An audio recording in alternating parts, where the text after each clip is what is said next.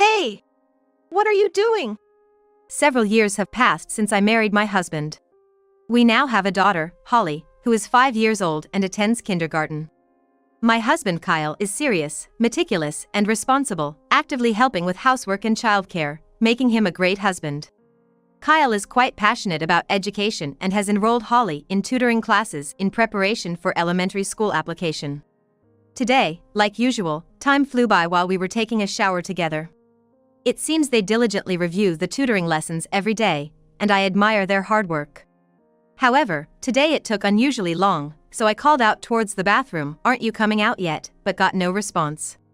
Maybe they were too engrossed to hear me. I kept calling, "Kyle, Holly," but still, there was no sign of them coming out of the bathroom. Feeling something was off, I went to the bathroom, and I could hear sounds like both of them were in the bathroom. Wondering if they were playing, I quietly peeked inside, and to my astonishment, I witnessed a shocking scene. I rushed to call 911. My name is Michelle, and I'm 33 years old. I'm a stay-at-home mom with a 5-year-old daughter, Holly. My husband, Kyle, is 2 years older than me, at 35. He works in sales at an electronics manufacturer, where we met at the workplace. Back then, I was supporting the sales staff in an office role, so I had a lot of interaction with Kyle, who was in the same department. He was always meticulous with his paperwork, never missing a detail, and always met his deadlines perfectly. Sometimes, he would kindly point out minor mistakes I made, showing a caring side. Anyway, Kyle was serious and meticulous at work, earning trust from everyone around him as a responsible person. Our relationship suddenly grew closer due to a reluctant end-of-year company party. By chance, we were seated next to each other. "I'm always grateful for your help," Kyle said nervously, bowing slightly. He seemed not very accustomed to dealing with women. "I'm the one who should say that. I've been relying on you a lot," I responded, bowing as well. We exchanged polite conversation, feeling relieved that it's good to be next to him. It seems unlikely to get awkwardly involved. I felt a harmless sense of security towards Kyle. However, as the alcohol started to flow, I saw a more relaxed side of him. "You move so briskly, like a squirrel. You were definitely in some sports club, right?" Kyle's face was slightly red, perhaps from drinking too much. It was refreshing to talk about things other than work for a change. "I was in the basketball club during my school days. The game's not over until you give up. That was my youth." I became more talkative as the alcohol took effect. "That sounds nice, youth. I was a bookworm during my school days, and didn't do much of anything. I really wanted to join the track team, though." Kyle's expression clouded over for a moment as he looked distant. "But I'm having fun today," he said, swaying slightly. I saw a smile on his face that I had never seen at work. Our conversation broadened, and we got engrossed in chatting. Kyle mostly listened, nodding along, which made me feel comfortable, changing my impression of him. Afterward, we would chat briefly at work and gradually started to dine out privately. It wasn't a lively connection, but the gentle vibe felt right, and we got along well. During one date, I bluntly asked, "Are we dating?" He nervously replied, "Yeah. Of course, we're dating." This is how I put an end to our ambiguous relationship. Even when we went out to eat, he would say, "I'm fine with anything, so order what you like," never insisting on his preferences. Sometimes, you should express your own opinion. I would get annoyed. Kyle would hurriedly apologize. Despite being a peacemaker, when he drank, he would often express his inferiority complex about education, saying, "Tim from sales is from a prestigious university. It really makes a difference. He's genuinely brilliant. Compared to him, I'm nothing." Each time, I would reassure him, "From my perspective, you are more than respectable," but Kyle would retort, "Michelle, you don't understand at all," and get angry. I was surprised by this side of Kyle as I calmed him down from his drunken state. Our relationship has been smooth, without any significant arguments, and we've been getting along well. After dating for 3 years and feeling like it was about time, the topic of marriage came up. For the marriage introduction, we decided to visit my husband's parents, but it seems he's not too fond of them. He was hesitant to introduce me. Both of my husband's parents were civil servants. He has an older brother who seems to be doing research at a university. Thinking my husband grew up under such earnest parents made me realize why he's so serious, though it seems there's some discord with his parents that I don't understand. On the other hand, my parents run a restaurant and never nagged me about studying, always saying health is the most important. I'm grateful for being raised freely under my father's philosophy. I was free to choose my path and ended up graduating from a community college since I didn't have anything particular I wanted to do. Despite our different family backgrounds, we got married smoothly without any objections from our parents. After marriage, we both continued to work, and he helped with the household chores. I mainly did the cooking and laundry, but he eagerly took on the trash sorting, which was a huge help. People say I'm a bit careless, and I'm not good at meticulous tasks. Put nicely, I'm broad-minded. On the other hand, my husband is meticulous, so he's always concerned whether the trash is properly sorted. Thus, I thought we made a good couple, complementing each other's shortcomings. Soon after, we had a child. My husband was overjoyed, touching my stomach and saying, "Let's raise this child with care and make them a Harvard graduate, maybe even a doctor or a minister." His over-the-top remarks made me laugh, saying, "Sure, they'll definitely be smart like you." During the pregnancy, he also bought classical music CDs saying it was good for prenatal education and talked to the baby in my belly, showing how attentive he was. Moreover, he did everything to prevent me from getting stressed, saying it's bad for the baby in the belly, so I was a bit worried about him trying to handle everything on his own. After giving birth, my husband was against me continuing to work, saying we should prioritize our child. But I also strongly wanted to be with our child, so after discussing it with my husband, I decided to quit my job and focus on childcare and housework. My husband was always agreeable, but he was passionate about our child's education, which surprised me. He said, "The beginning is crucial, so I want to give our child as solid an education as possible," and researched various things himself. He bought so many educational toys it was almost ridiculous. And started taking our child to music classes designed for infants. Music classes are an educational method that uses music to develop children's sensitivity and expressiveness. In addition to that, we also started attending baby swimming classes. Since attending these classes required parental involvement, I also had busy days. My husband continued to help with housework and took good care of our daughter, Holly. Holly grew up fast, walking and talking early, and we were delighted to see her thrive. When she turned 2, she started attending piano classes. Holly continued her lessons without complaint, though she sometimes threw a tantrum about wanting to play in the park all day. She's still small and wants to play a lot, so I thought it was okay to let her skip classes and play to her heart's content occasionally. Contrary to my thoughts, my husband was already thinking about Holly's next goal. When Holly turned 5, he brought home many elementary school brochures, saying, "The start is crucial," which surprised me since I hadn't thought about it. He passionately argued about the importance of elementary school, saying, "A child's future growth depends partly on their effort but also on the environment they're placed in. Isn't it our duty as parents to provide the best environment possible?" As a result, we decided to do everything we could as parents for the elementary school application. My husband's motivation and high expectations for Holly were apparent. One day, my parents came over to see their grandchild. As soon as they put down the fruits they brought as a gift, Wow! What's with this house? they were surprised to see the banners on the wall. Holly's only 5, right? What the heck is this? My father looked puzzled. 1. Eat breakfast together. 2. Let them do at least one household chore. 3. Make sure they get enough exercise.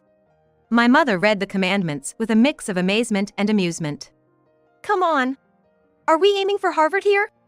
My father joked in disbelief. Look, there's a book here called Elementary School Guide for Admissions.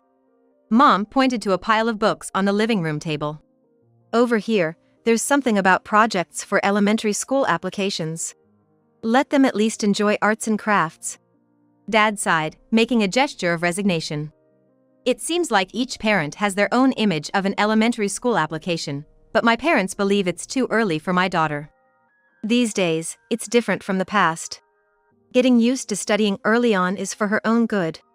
Holly isn't doing it reluctantly either. Is that so? Is it that kind of era now? My dad said, looking far away. Talking to my parents about our approach to education, they didn't seem very convinced, but left with a "just don't overdo it, okay?" And so, the busy days continued. There were times I thought it might be too much, but Kyle would sternly remind me that we have to be firm as parents, for Holly's sake.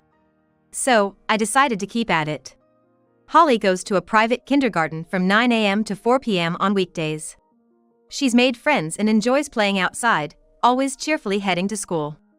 It has a curriculum that includes reading, writing lessons. After kindergarten, it's off to tutoring classes daily. To manage Holly's tutoring schedule, I, who used to be a paper driver, have started driving. Before tutoring starts, Holly eats her snack in the car. How's tutoring?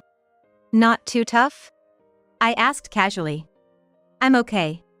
I'm doing it for Mommy and Daddy, Holly said with an untroubled smile. Not complaining despite probably wanting to play more with her friends. Thank you. Let's keep at it together, I said, hugging her tightly. At least until the elementary school entrance is over. After that, I thought about giving Holly some time to relax. Kyle would usually try to come home from work on time so that after I pick Holly up and make dinner, he and Holly could take their shower together, which had become a daily routine. In the bathroom, Holly would excitedly share every new thing she learned, and Kyle would clap, saying, "Brilliant. Holly, you're a genius." Their laughter made even cooking feel lighter. After the shower, Holly would come out saying, "Daddy praised me," looking very pleased. However, Kyle's work schedule changed due to a department transfer, leading to more late nights. He seemed to carry a heavier expression, brooding over something. More so, since Holly's school application, Kyle's demeanor changed. He appeared sincere and kind outside but revealed a cruel and terrifying side at home. Gradually, these aspects began to surface. As the stress built up, he became more aggressive even towards Holly. "Kyle, today, Holly." I'd start, but he'd be distracted. "What? Is it something that needs to be heard now?" He'd respond curtly, clearly irritated. "Oh, by the way, about separating the trash, please try to remember," he'd say in a low voice, suddenly changing the subject. "Sorry, did I mix them up again?" I'd turn around hurriedly. "Geez, is your head filled with trash?" he muttered without looking at me. For a moment, I wondered if I'd heard him wrong. But then I tried to cheer things up by showing him the paper airplane Holly made at kindergarten. "Holly made this paper airplane today. It's well made, isn't it?" Then Kyle crushed the paper airplane in his hand, saying just one thing. "Don't create more trash." It was frightening. There seemed to be a side to Kyle I had never seen before, sending shivers down my spine. Meanwhile, Holly looked on, puzzled. Returning home to increasingly grumpy evenings, Kyle became even more reticent. Occasionally, he'd still take a shower with Holly, but those sessions grew longer. When I asked what they were doing, he said they were reviewing for the tutoring sessions, and I admired their dedication. Holly, always eager to please us, would say she's doing her best for Mommy and Daddy, but then she admitted, "Daddy is a little scary." "I don't want to shower with Daddy," she said, looking downcast. Both Kyle and I believed in disciplining when necessary, so I assumed she was just being scolded about her tutoring. I would come to regret taking it so lightly later on. One day, as usual, they were in the shower together, and when half an hour had passed without them coming out, I called out, "Aren't you coming out yet?" But there was no response. Maybe they're too engrossed and can't hear me, I thought. I continued calling, "Kyle. Holly." But still, they didn't come out of the bathroom. Feeling something was off, I went to the bathroom and heard splashing sounds as if they were both in the tub. Peeking in, I was shocked by the sight. Kyle was holding Holly's head. "You're so poor at this. How many times do I have to tell you? Do you need to be hurt to understand?" he said with a menacing look. Seeing Kyle like this for the first time, my body froze. "Daddy, I'm sorry. It's all Holly's fault, please forgive me," Holly said, her small body trembling visibly. "A child like you needs punishment," Kyle said harshly, seemingly oblivious to his surroundings. "I'm sorry, please forgive me," Holly whimpered, standing petrified in the tub and crying. "You should never have been born," he said, shaking her head violently. "You're a bad child," continuing to spank her with his other hand. Shocked by the horror before me, I was at a loss for words but, fearing for my daughter, shouted, "Kyle! What are you doing?" Startled by my voice, Kyle released Holly's head.